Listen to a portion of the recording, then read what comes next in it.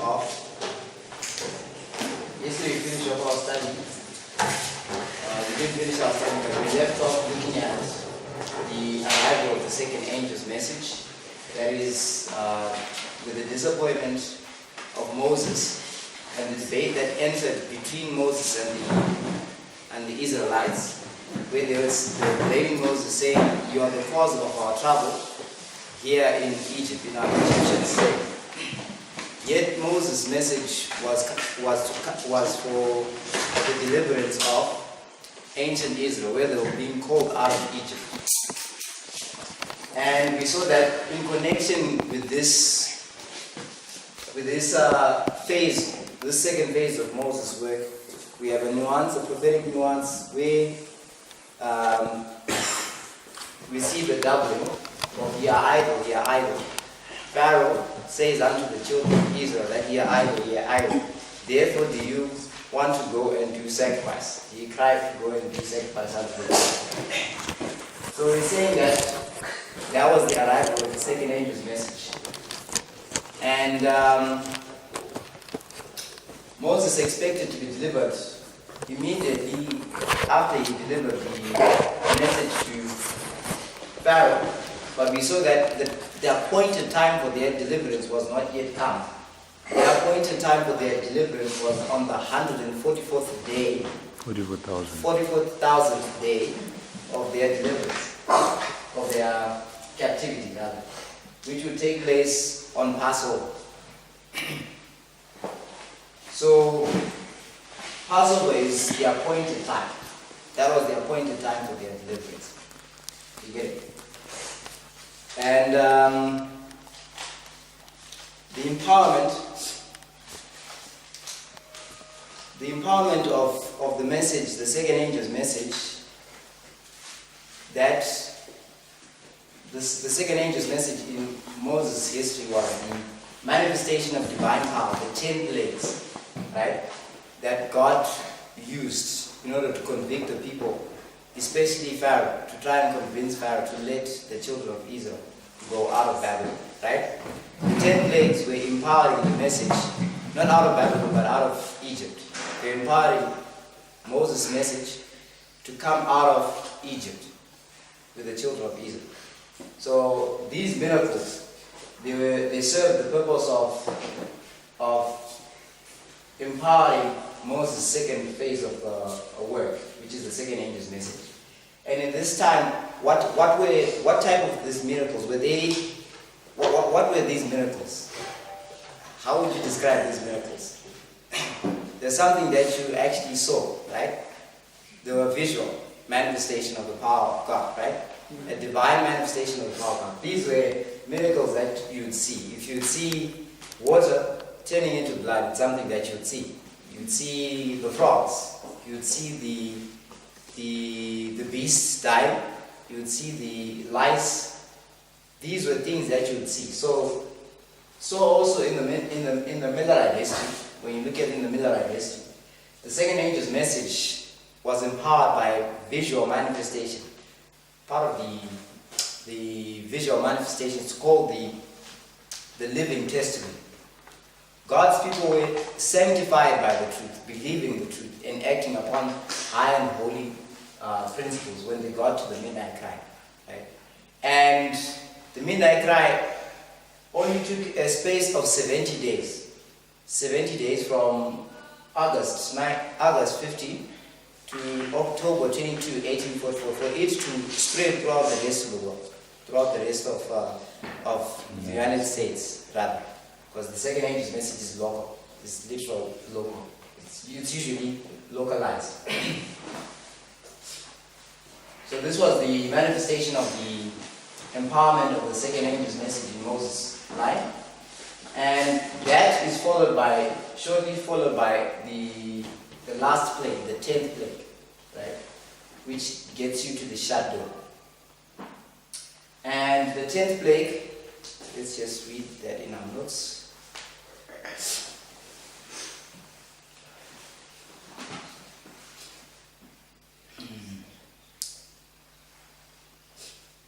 Exodus 11, verse 1 to 7. Exodus 11, verse 1 to 7.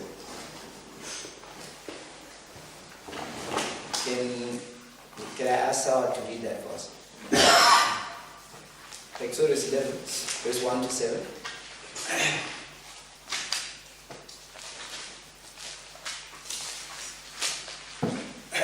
1 to 7. Yes. And the Lord said unto Moses, Yet will I bring one plague more upon Pharaoh and upon Egypt. Afterwards he will let you go hence. When he shall let you go, he shall surely thrust you out hence altogether. Speak now in the ears of the people, and let every man borrow of his neighbor, and every woman of her neighbor, jewels of silver and jewels of gold. And the Lord gave the people favor in the sight of the Egyptians. Moreover, the man Moses was very great in the land of Egypt, in the sight of Pharaoh's servants, and in the sight of the people. And Moses said, Thus saith the Lord, About midnight will I go out into the midst of Egypt, and all the firstborn in the land of Egypt shall die, from the firstborn of Pharaoh that sitteth upon his throne, even unto the firstborn of the maidservant that is behind the mill, and all the firstborn of beasts. And there shall be a great cry throughout all the land of Egypt, such as there was none like it, nor shall be like it any more. But against any of the children of Israel shall not a dog move his tongue against men or beasts, that he may know that the Lord doth put a difference between the Egyptians and Israel. Right, so you see that the 10th plague was specially set apart, specially marked as the final nail in the coffin, the final end of this separation process, the work of Moses. On that 10th plague, the children of Israel will surely be delivered, right? That was Passover. Did you see that? At Passover, the children of Israel were going to be separated from the Egyptians. There's going to be a work of separation. And there will be a cry that will arise at midnight, a great cry, which would be as a result of the plague, the 10th plague, that would have affected the children of Israel. You see that? Right? This is what happens at the third angel's message. When the third angel's message arrives, it is a work of judgment. Right? And within the judgment phase, you manifest your character. This is where you see whether you are, where you demonstrate that you are either righteous or you are wicked. And this is the nature of the 10th plague. It demonstrated those who are going to be delivered and those who are not going to be delivered. Did you see that? Okay. So, the 10th plague marks the arrival of the third angel's message in that history. So I'm just going to read for you here. Before the execution of this, in our notes, reading from our notes, this is page 20. It says, before the execution of this sentence, the Lord through Moses gave direction to the children of Israel concerning the departure from Egypt, and especially for their preservation from the coming judgment. Each family alone and in connection with others was to slay a lamb or a kid without blemish, and with a bunch of hyssop sprinkle its blood on the two side posts and on the upper doorposts of the house, that the destroying angel, coming at midnight, might not enter that dwelling. They were to eat the flesh roasted with unleavened bread and bitter herbs at night, as Moses said, with your loins girded, your shoes on your feet, and your staff in your hand. Yet ye shall eat it in haste. It is the Lord's Passover. So you see that. This is from Patriots and Prophets, page 274. This plague is recognized as the judgment plague. The one that will be the final judgment. The children of Israel, when they were partaking of this plague, they were meant to be prepared for their escape. Right? they were meant to eat it with their shoes on, their garments on, their staff packed and ready to flee, to get out. Right? You could not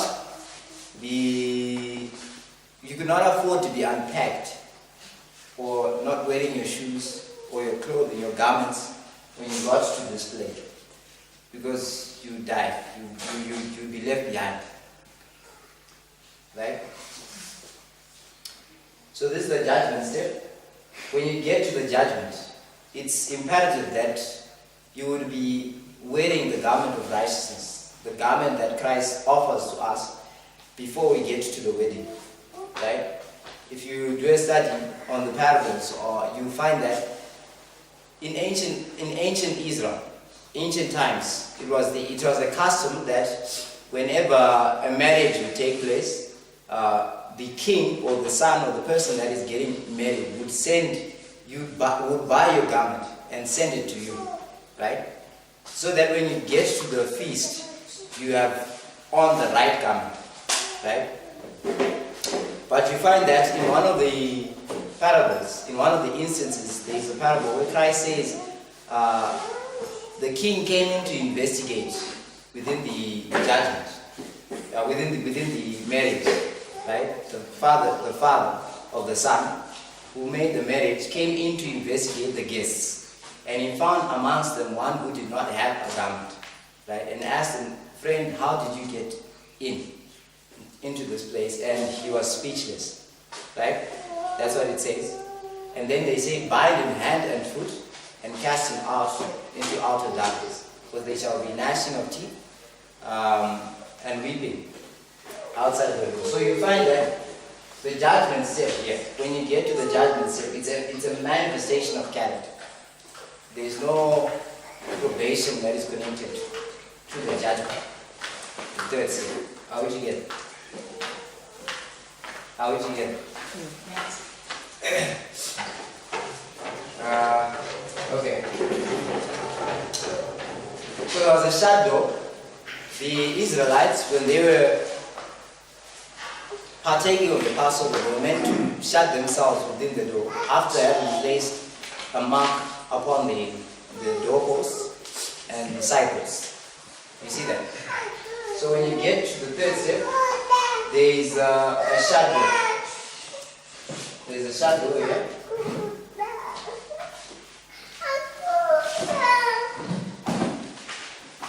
There is a shadow. And what you also see is that there is the disappointment of those that are not prepared to stand in the judgment. There is a disappointment that you see that's associated with the third step. Right? We'll look at other examples, but the scripture says there was a cry at midnight. There was a cry at midnight. I think it should be Exodus chapter 11. We read the verse, so I won't read it again. But when the angel that came down to mete out this judgment came down, there was a cry at midnight among most of the Egyptians in Egypt, right? Because they were not prepared for this event, right? So they were disappointed. Patriarchs and Prophets is page 278.2. It says, before obtaining freedom, the bondmen must show their faith in the great deliverance about to be accomplished.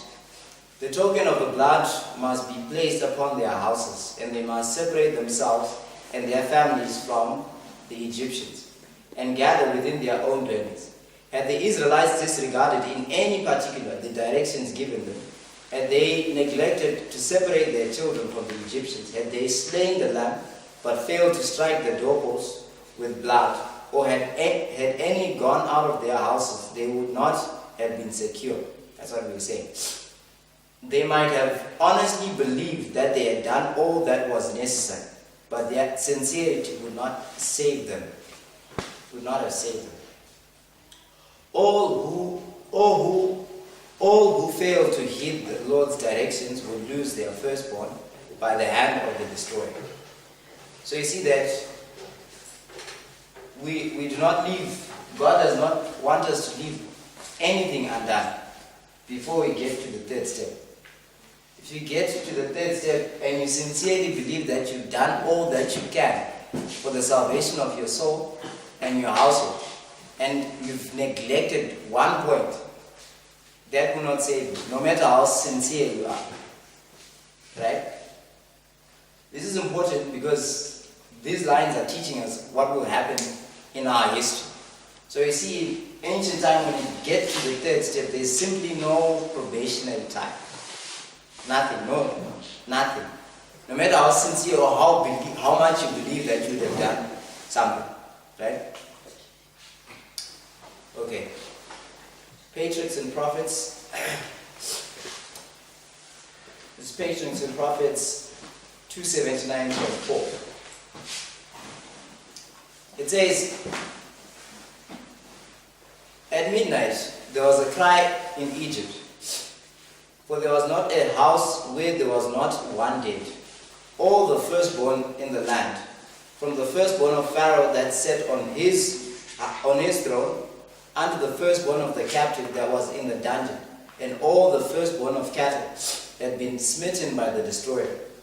Throughout the vast realm of Egypt, the pride of every household had been laid low. The shrieks and wails of the morning filled the air. King and courtiers with blanched faces and trembling lips stood aghast at the overmastering horror. Pharaoh remembered how he had once exclaimed, "Who is Jehovah, that I should obey his voice to let Israel go? I know not Jehovah, neither will I let Israel go." Now his heaven-daring pride humbled in the dust. He called for Moses and Aaron by night, and said, "Rise up and get you forth from among my people, both ye and the children of Israel, and go and serve the Lord, as ye have said. Also take your flocks and your herds, as ye have said, and be gone, and bless me also." The royal counselors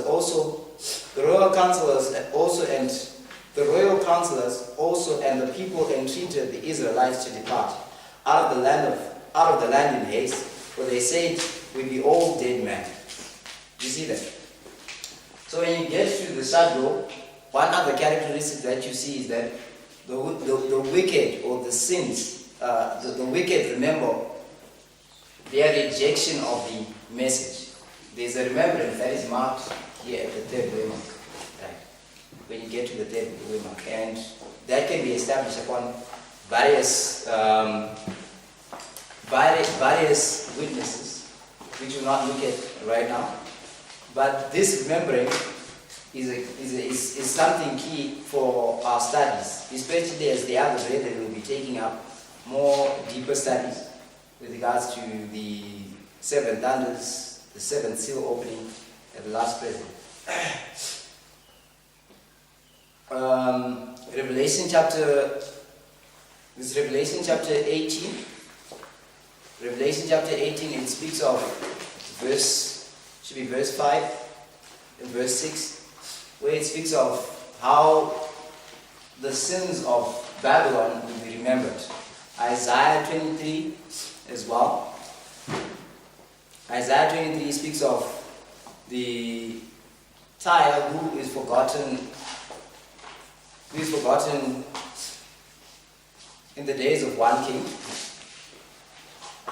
But at the end of the days of one king, he is called to, she goes forth and she sings as an harlot. She is remembered before the people as well. So there are many witnesses that you can see there. But shortly after the children of Israel were delivered, this was on the 14th day of the first month, Passover. Passover is celebrated on the 14th day of the first month. Right? And let's see. Right.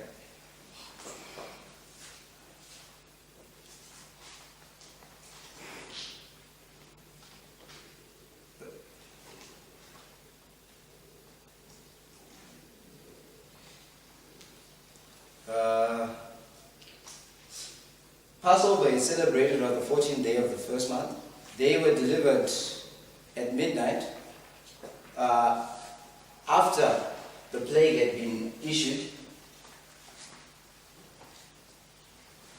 I think something that I don't have here in my notes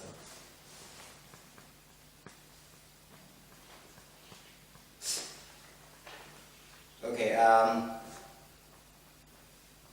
there's a thought that has escaped my mind. The third step here is judgment. When you get to this third step, it's judgment, and it's seen in this 10th plague, and this is where God's people are released. Then you have the disappointment. Then the disappointment is followed, is connected to the third angel's message. It's arrival. So let's move on with the disappointment in our notes. The disappointment, Exodus chapter 14, verse 10 to 12. Exodus chapter 14, verse 10 to 12. We won't read that, but we'll read Patriots and Prophets, page 283.5. It says, the Hebrews were encamped beside the sea, whose waters presented a seemingly impassable barrier before them, while on the south a rugged mountain obscured their further progress. Suddenly they beheld in the distance the flashing armor and moving chariots betokening the advance guard of a great army. As the force drew nearer, the hosts of Egypt were seen in full pursuit. Terror filled the hearts of Israel. Some cried unto the Lord, but far the greater part hastened to Moses with their complaints, because there were no graves in Egypt, as thou hast thou taken us away to die in the wilderness. Wherefore hast thou dealt with us to carry us forth out of Egypt? Is not this the word that we did tell thee in Egypt, saying, let us alone, that we may serve the Egyptians? For it had been better for us to serve the Egyptians than that we should die in the wilderness. So you see here, there's a group of people that are disappointed and manifesting that disappointment in that they are complaining about their situation, right? Because they are filled with terror. They expected that the road would just be a Passover, not a Passover, but an easy road. But here they're confronted with a difficulty. If we read Testimonies for the Church, volume 8, page 115, it likens the disappointments of the Millerites in 1844 to the disappointment that the Hebrews faced when they arrived by the Red Sea crossing. It says, in the Advent movement, he has wrought for us. In the Advent movement, he has wrought for his heritage, even as he wrought for the Israelites in leading them from Egypt. In the great disappointment of 1844, the faith of his people was tested, as was that of the Hebrews at the Red Sea. So you see, at the Red Sea crossing, the third test arise, and Sister White likens that Red Sea crossing as the disappointment. When you do a further study, it took 3 days for the Israelites to arrive to the Red Sea crossing. And those 3 days, they can represent the everlasting gospel. If you look at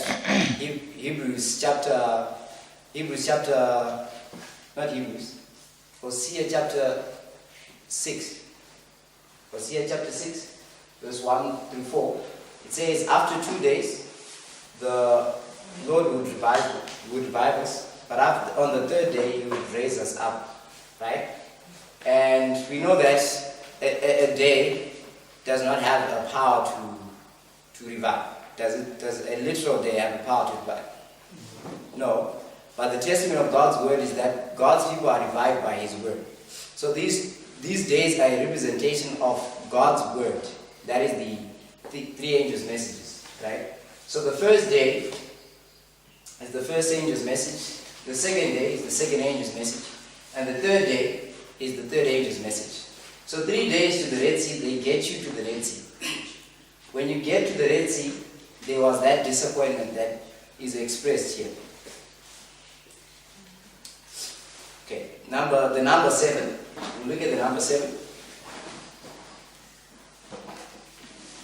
as one of the characteristics. It says here, reading from Patriarchs and Prophets 296.3. You can read Exodus 16 later on in your studies.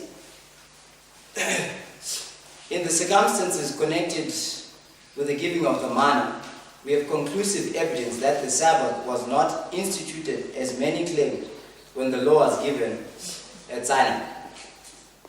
Before the Israelites came to Sinai, they understood the Sabbath to be obligatory upon them. In being obligated to gather every Friday a double portion of manna in preparation for the Sabbath, when none would fall, the sacred nature of the day of rest was continually impressed upon them. And when some of the people went out on the Sabbath to gather manna, the Lord asked, "How long refuse ye to keep my commandments and my laws?"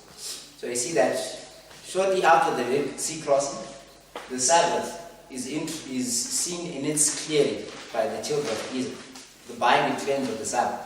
So the number 7 is a reference to the Sabbath.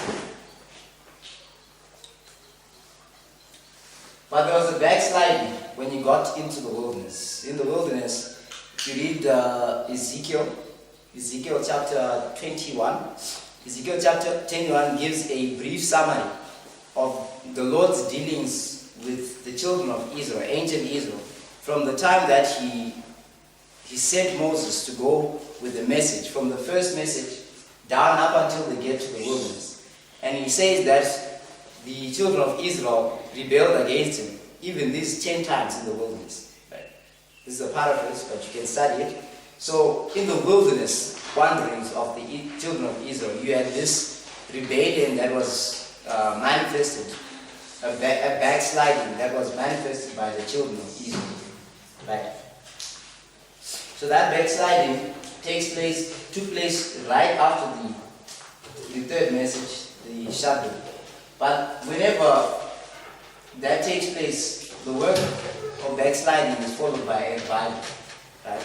And the revival that we have of the work that God began with the children of Israel, we see coming with the fourth message. The fourth message. So in the fourth message here is Mount Sinai. It's on Mount Sinai. Just like this. Mount Sinai. On Mount Sinai, the Lord descended from heaven to actually give his law. One of the characteristics that we see about the fourth message is that all the characteristics of the three angels' messages, of the three previous messages, are seen and they are repeated. So the one step, the first step, the second step, and the third step are seen in the fourth step. You can see this in relation with the three angels' messages and the other angel. In Revelation 18, you have the other angel. When it comes down, it lightens the earth with his glory and it proclaims Babylon is fallen, is fallen.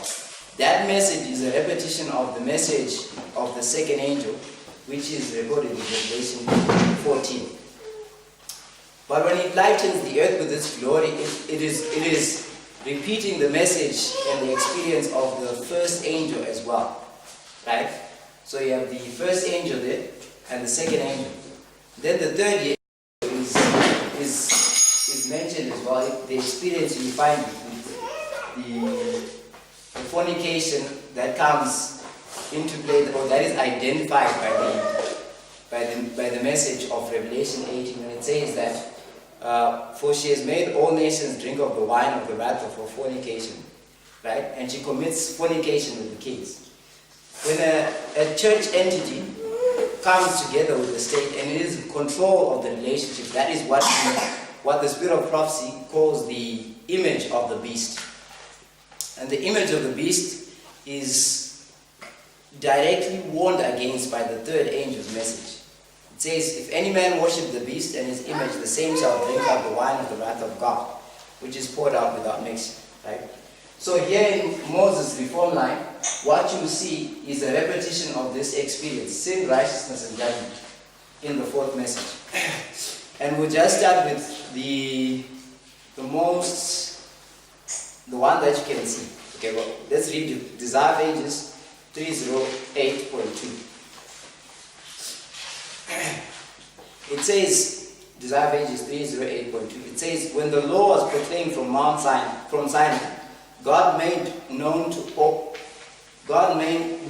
to man the holiness of his character, that by contrast they might see the sinfulness of their own. The law was given to convict them of sin and reveal their need of a Savior. It would do this as its principles were applied to the heart by the Holy Spirit. So when God gave the law, it was so that the children of Israel may be convicted of their own sinfulness. Right? One message is that an experience that we see in the threefold work of Moses in his deliverance of the children of Israel.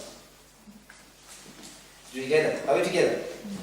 The law, when it was given, we read here, Desire of Ages says, God made known to man the holiness of his character, that by contrast they might see the sinfulness of their own character. Right? The law was given to convict them of sin and reveal their need of a Savior. It would do this as its principles were applied to the heart by the Holy Spirit. Do you see that? So if you have the law, Paul says, without the law, would I have no knowledge of sin. Right? So, on Mount Sinai, when Christ came down and spoke his 10 commandments, what was the experience of the children of Israel?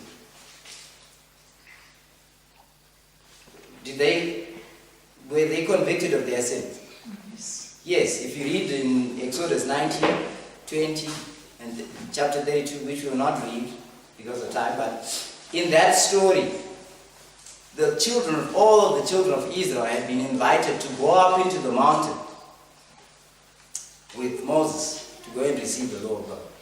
They were invited. But they said, no, you go and meet with your God. We are exceedingly fear. We are afraid. They were afraid. They had a fearful conviction of sin. Right? That's what was their experience. Right? So you have sin being experienced on Mount Sinai. But the law is a transcript of the character of God. The law is a transcript of the character of God. And God is righteous in all his ways. Right? So you also have righteousness there.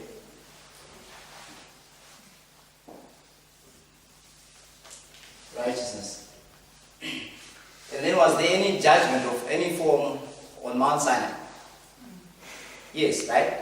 Whilst Moses was receiving the 2 tables of the law, there was apostasy, the image of the beast apostasy that took place down at the foot of the cross, at the foot of the mountain, sorry. And at that point in time when Moses came down, judgment was pronounced, right?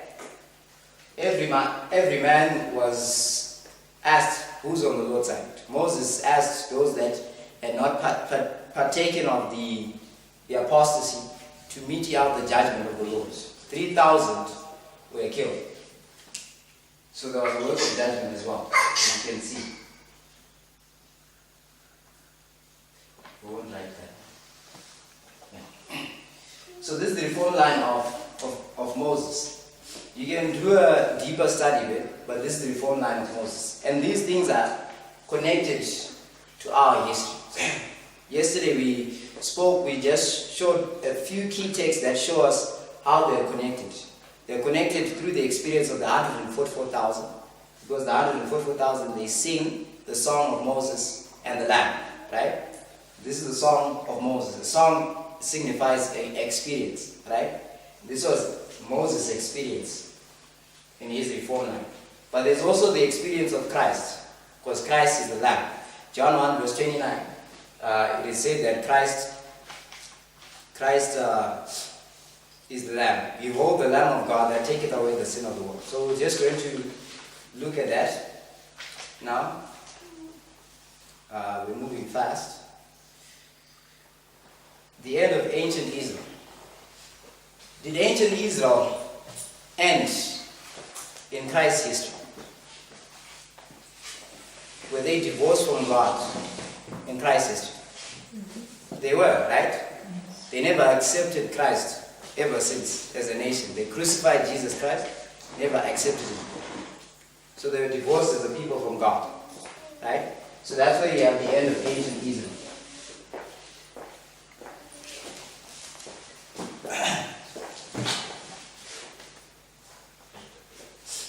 So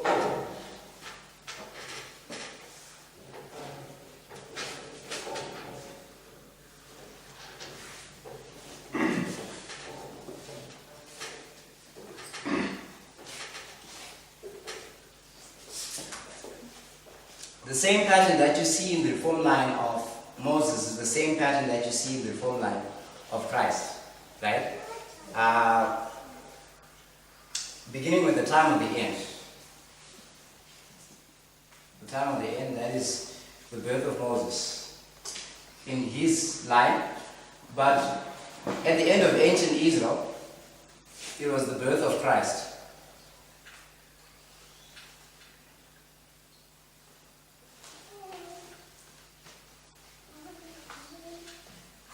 One of the simple reasons or the simple explanations for this is Moses' history is the beginning of ancient Israel, and Christ's history is the end of ancient Israel.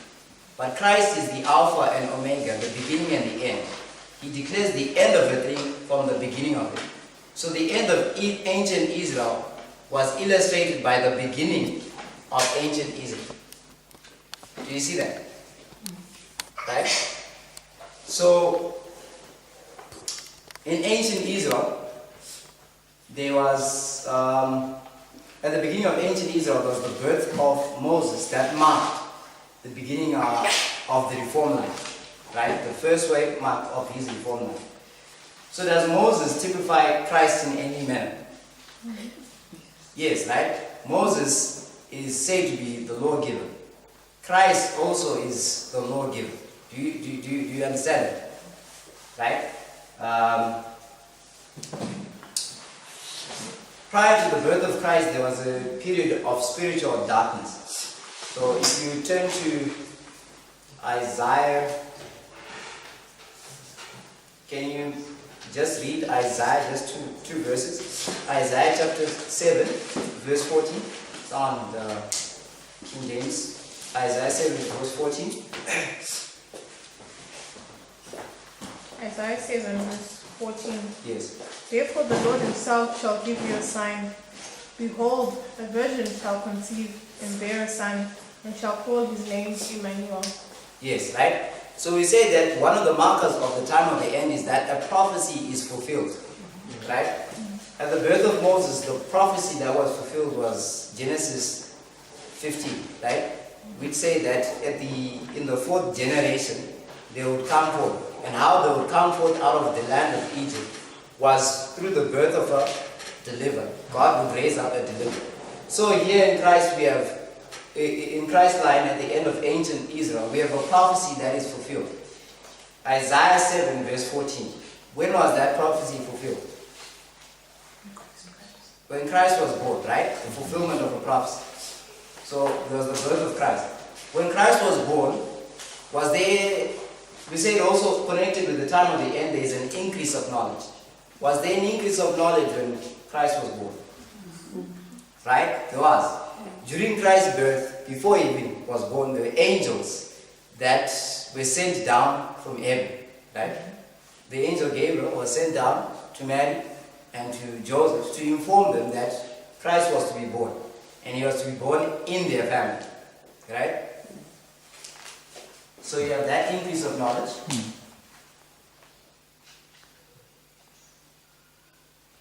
That marks the arrival of the first message. Prior to that, there was a period of spiritual darkness. Okay, we'll read from Christ.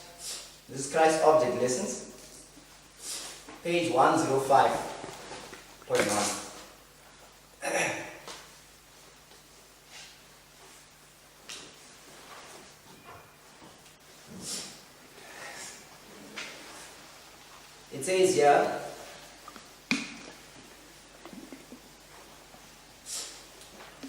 It says here, a man might, we're reading from where it says, a man might pass over the place where treasure has been concealed. Right? This is Christ's Object Lessons, page 105.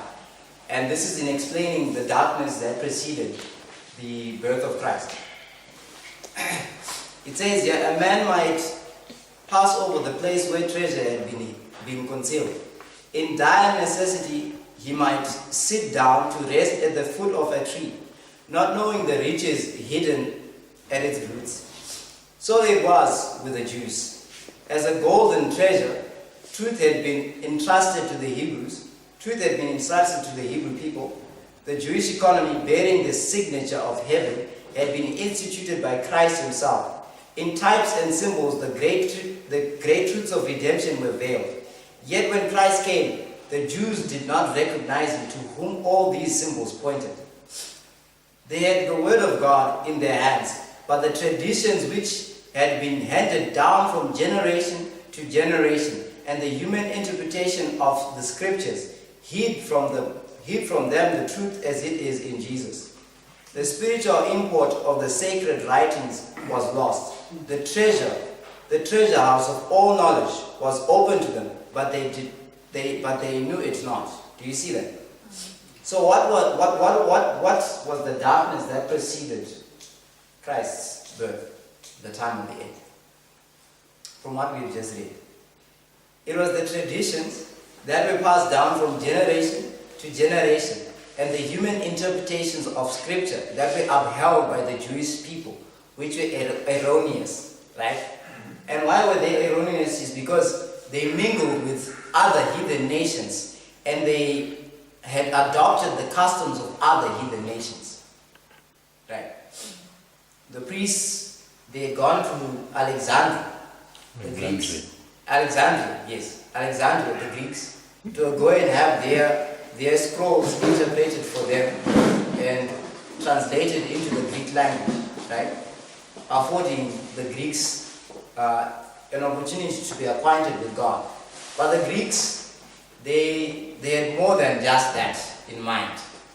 And also did the Jews. They started adopting the customs and the gods of the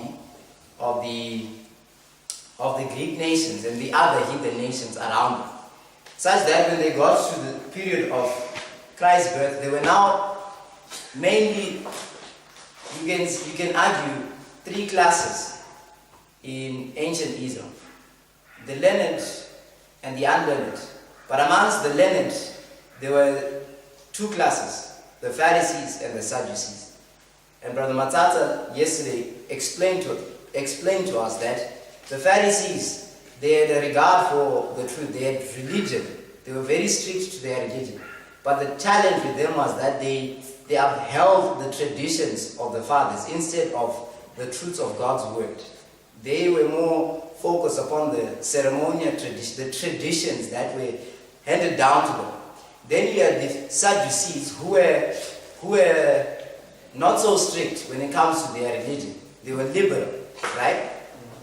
But they did not believe anything that was explicitly stated in God's word. They had a disbelief of God's word.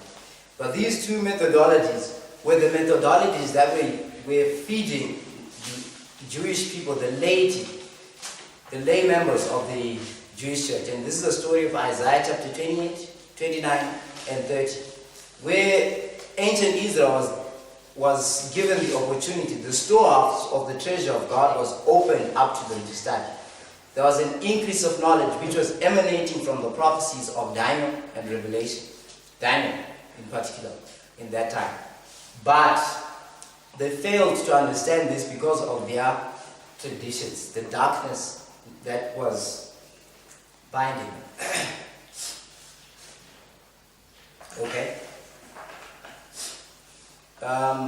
Continue on, it says, God does not conceal his truth from man. By their own course of action, they make it obscure to themselves. Christ gave the Jewish people abundant evidence that he was the Messiah, but his teaching called for a decided change in their lives. They saw that if they received Christ, they must give up their cherished maxims and traditions, their selfish, ungodly practices. It required a sacrifice to receive changeless, eternal truth. Therefore, they would not admit the most conclusive evidence that God could give to establish their faith in Christ. They professed to believe the Old Testament scriptures, yet they refused to accept the testimony contained therein concerning Christ's life and character. They were afraid of being convinced lest they should be converted and be compelled to give up their preconceived opinions. The treasure of the gospel, the way, the truth, and the life was among them, but they rejected the greatest gift that heaven could bestow. Okay, so you see that the tradition that they received here prior to the time of the end was hindering them from accepting Christ when he was doing his ministry work here, right? So there was an increase of knowledge. We already stated that. At the time of Christ's birth, Mary and Joseph were receiving an increase of knowledge. The shepherds were receiving an increase of knowledge. Those from the east, right? The wise men from the east were receiving an increase of knowledge. These scriptures are cited in the notes, but we won't read them.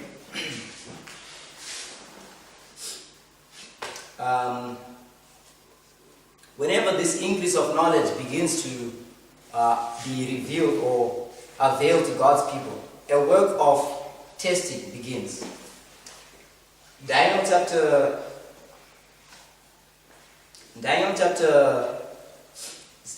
12. Daniel chapter 12 verse 4. It says that, "But thou, Daniel, shut up the words and seal the book, even to the time of the end. For many shall run to and fro, and knowledge shall be increased." By that same chapter 12, verse 9 and 10, says, "Many shall be made white, purified, and tried." Right? That purification process of the many is accomplished by the increase of knowledge. That's what is accomplished. And it results in those that are said to be wise. It says the wise, they shall understand, but the wicked, they shall not understand. Okay. So the increase of knowledge leads to this separation of two classes. It begins a process of the separation of two classes of worshippers. And this is what you see with the increase of knowledge here that begins to emanate from the prophecies concerning the Messiah. Okay. So the prophecy that was unsealed here,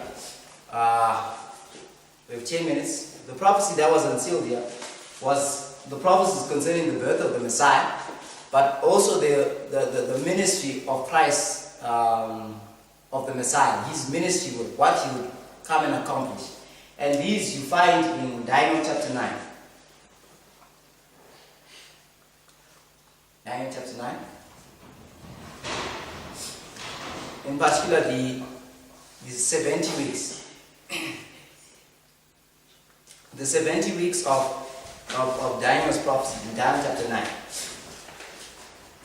So we notice that God had an appointed time for the deliverance of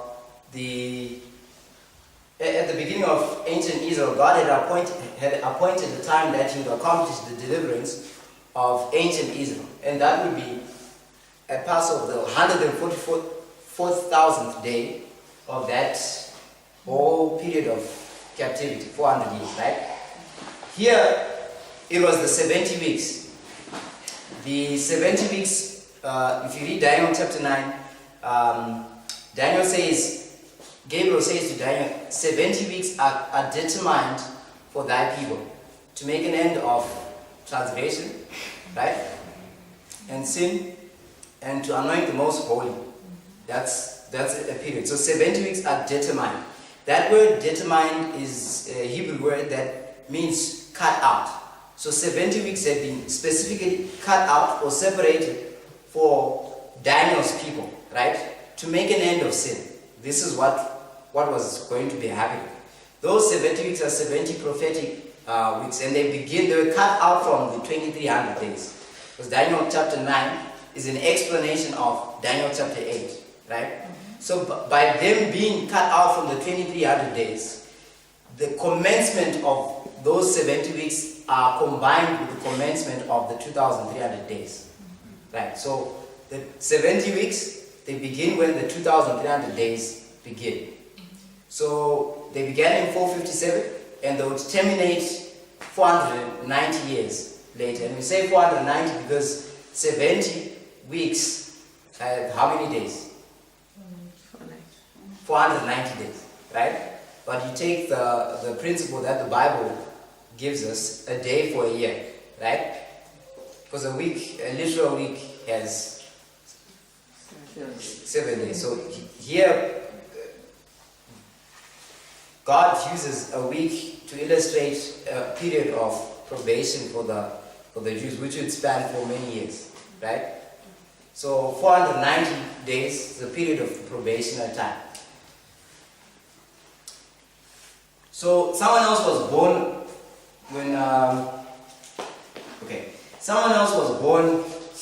when Christ was born. Who was that? John. In the same period, right? It was John. John was raised up to be that the deliverer, or not deliverer. You can argue deliverer. He was raised up to be the reformer for that generation. Malachi chapter 4.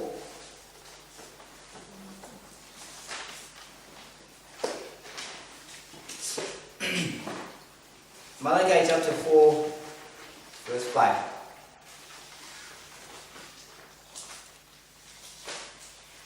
Malachi chapter 4, verse 5. Can you read for us? Are you there? Malachi 4, verse 5.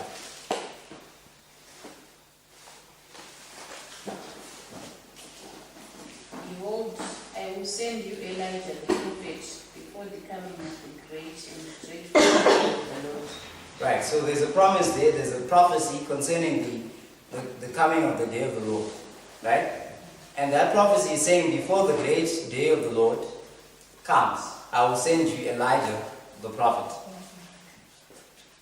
Christ, in explaining that prophecy in Matthew 17, he explains that the Elijah of that generation had come, and people had done whatsoever they will unto him.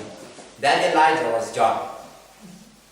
So John was the individual that God raised up to do a work of preparation for the coming of the day of the Lord. Right? So he did the work of the first angel's message. Okay, he did the work of the first angel's message. So let's look at the formalization of the message. So he was raised up, he was born, he was there at the time of the end when Christ was born, right?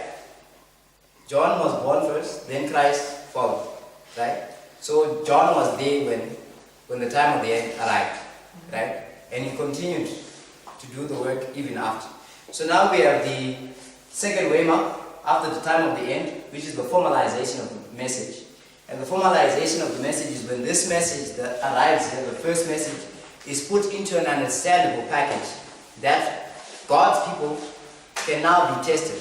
So John is that messenger who was raised up to formalize this message and give it to the people so that they can be tested. So if you read Matthew chapter 3, verse 1 to 5, we won't read it. but you read it maybe during the break. But it identifies the work of formalizing the message that was done. Right?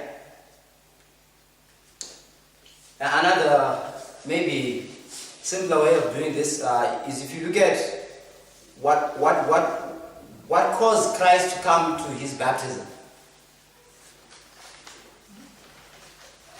Christ came to his baptism because he heard a message being proclaimed by a voice crying in the wilderness. And that voice was the voice of John. And John was proclaiming to the people in the wilderness that repent ye and be baptized, right? Bring ye forth fruits that are meet for repentance, right? Then he says to the Pharisees and the Sadducees and those that were coming, the publicans, to be baptized, he says, who had warned you to flee from the wrath to come, right? So, did the people understand what he was saying? Did the people understand what he was saying? Yes, they did, right? Because they repented, right? So when he was in the wilderness, that's when he formalized the message. He was in the wilderness at that time. He's preaching in the wilderness.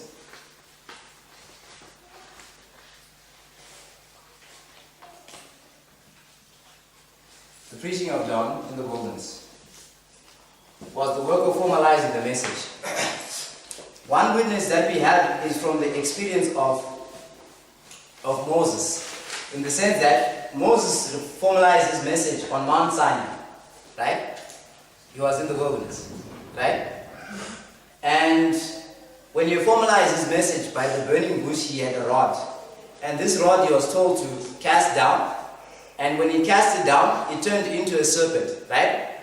And then he lifted up that serpent by its tail and it became a rod again, right? When John was preaching in the wilderness, his message was directed to the children of Israel. And he said that this generation is a brute generation of vipers, right? It's a generation of vipers. And he was saying this, he was in the wilderness. So that work that he was doing there in the wilderness is also represented by the rod that Moses cast to the ground and it turned into a serpent and he lifted it by the tail. That was the work of formalization for John the Baptist. This is where the message was understood and it was testing God's people. That led to the baptism of Christ. And when Christ was baptized, that's when the first angel's message was empowered. We'll just wrap up with the empowerment of the first message there and we'll pray. So we'll read the empowerment of the first message. This is John chapter 3, verse 18 and 17. Just read Desire of Ages, page 112.2 and 3. It says, of the vast throng at the Jordan, few except John discerned the heavenly vision. Yet the solemnity of the divine presence rested upon the assembly. The people stood silently gazing upon Christ. His form was bathed in the light that ever surrounds the throne of God.